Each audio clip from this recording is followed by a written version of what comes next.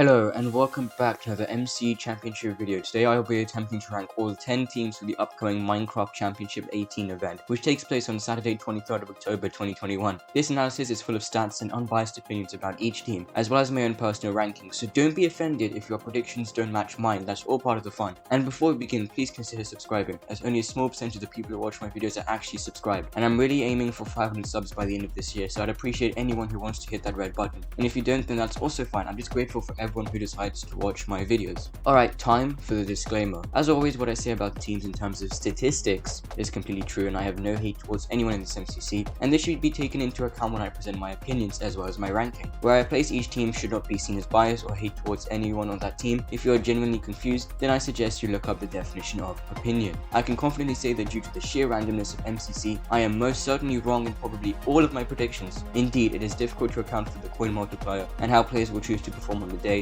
and indeed, the incredible balancing of the teams, undertaken by the one and only S Major, ensures that every team has a decent shot of winning the entire event. Finally, if you have something that you would like to say, for example about a certain team, or indeed just your own ranking, then feel free to leave them in the comments, but without any toxicity. Phew, that was a huge disclaimer. Right, should we look at some teams now? So in last place, we have the Cyan Centaurs. This team consisting of Captain Sparkles, Ranboo, Wilbur, and Sneegsnap. Now there's certainly a lot to unpack about this team, but actually the main reason why Cyan are last for me is that they are one of two teams in this event which I feel really lack a team leader. I honestly believe that neither of the four players here are capable of taking up a leadership role. As an example, Sneeg had a poor first event where he finished 34th individually and his team came in dead last, and for some context, he also happened to be the highest scoring player on that team. Ranboo and Wilbur have teamed together for the past 3 events, ever since Ranboo's debut in MCC 15, and both players have actually been performing quite well, frequently finishing top 15. Indeed, Ranboo made 9th individually and Wilbur in 12th in the last event. However, neither player in this duo can actually step up to be the team captain. Captain Sparkles, no pun intended,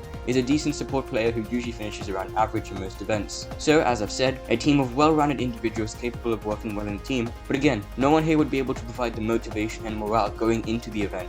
9th place are the Red Ravens, this team consisting of Tommy Innit, Filzer, Jack Manifold, and Wisp. This is the other team for this event where no real team leader is present, and by that I mean that while Tommy and Phil have managed to successfully lead their previous teams to do well in the past, the success rate recently has been low, but that is mainly because everyone on Red is just simply playing for fun. Team placement does not matter to them as much as making memes and content. Tommy is an able top 20 player, well known for his insane sky battle plays, and just on the whole a well-versed PvP participant. Bill and Wisp are looking for that redemption arc after their brutal last place finish together in MCC 17's Blue Bats, but despite this anomaly, both are solid top 20 players. Jack has been seen improving since his debut for Season 2. His average placement took a massive tumble in MCC 17, with 37th individual place. However, with a decent PvP team to offer good communication throughout, this team could absolutely finish much higher than 9th, but that's where I'm placing them for now, because really, I have no idea where to place any team.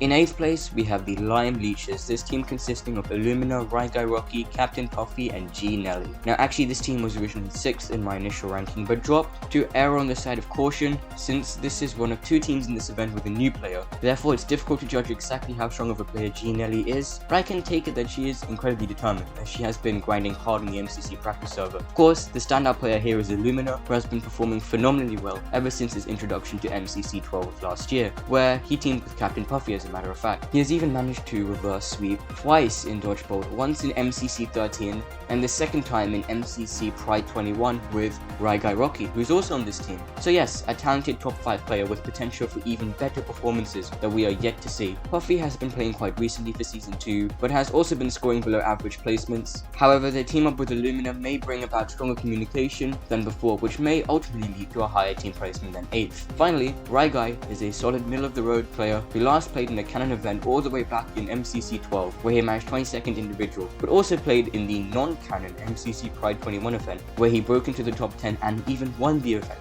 So on the whole, this is a really good team, and it almost feels strange to place a Luminous team so low. But we all know by now that anything can happen, and that's the best part about ranking teams. It's a good challenge because they are so balanced. So once again, thank you Scott S Major for these epic teams. Right, on to the team in 7th place, which is the Violet Vampires. This team consisting of CPK, Smallish Bean, Solidarity Gaming, and the Orion Sound. So this team, alongside the Lime Leeches, are the top 2 teams that the vast majority of the community are predicting to finish in 10th. But with good trading and chemistry, as this team is already showing, both Lime and Violet can easily finish much higher. Every player here has played in MCC quite recently, so there's already a clear understanding of each and every minigame that could be played in the event. The strongest player here statistically is CPK, who finished in 5th place for MCC 16, his last event, and simultaneously Smallish Beans finished 6th for that event. This duo is certainly one to look out for in PvP and movement-based games. Admittedly, Solidarity's average score and placements have been fluctuating to the point where, like Tommy Innit, he could literally finish anywhere. Take this example, Jimmy finished 20th in MCC 14, then down to 38th in MCC 15, and back up to 15th in MCC 17. Regardless, he has already teamed in the past with every other member of Violet, and therefore knows each of their strengths really well. Communication shouldn't be an issue here. Lastly, but certainly not leastly, that's not even a word, never mind, the Orion Sound. Ollie has generally maintained a spot in the bottom 10 constantly, but he has nonetheless seen drastic improvements in movement games such as Hole in the Wall and Ace Race, both games which rarely get skipped and therefore offer an advantage to Violet, a team of skilled parkour and movement players.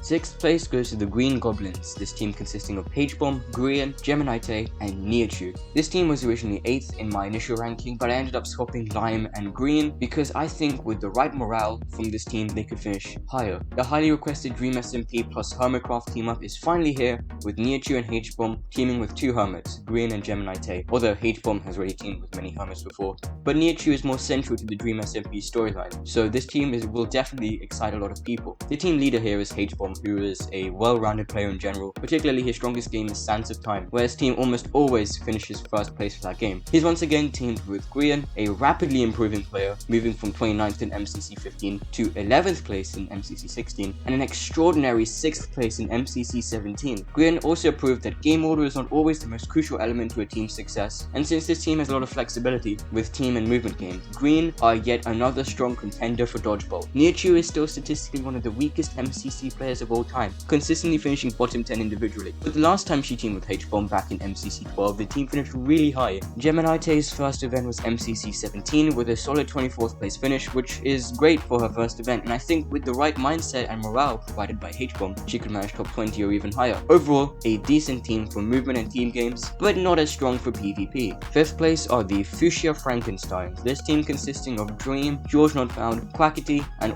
Sam Dude, a classic all-Dream SMP lineup featuring the unmistakable Dream and George duo, topped with excellent support player Quackity and newcomer Sam Dude. This team will most likely have the best chemistry and communication going into the event. It's also reminiscent of the MCC 14 Green Guardians, featuring the same team but with Captain Sparkles instead of Sam Dude. Dream is obviously looking to secure his 5th win in MCC at some point, and his consistent top 10 individual finishes leave Fuchsia with a really strong player right off the bat. George is known to be an average player, mostly top 15 or top 20 placements, and excels at PvP games, which are his main strength. Quackity is returning to the event after his phenomenal MCC 15 win and, like Dream, is really looking to get another win. He usually finishes bottom 10 however. Lastly, the new player Sam. Just as with G Nelly on Lime, I can't give a good indicator as to how he'll do, but I have seen from some of Dream's latest Manhunt Speedrunner vs Hunter videos that he is a competent Minecraft player, so it seems clear that this team can function like clockwork for PvP games. But despite their chemistry, they are not likely to be good contenders for finishing high in team games.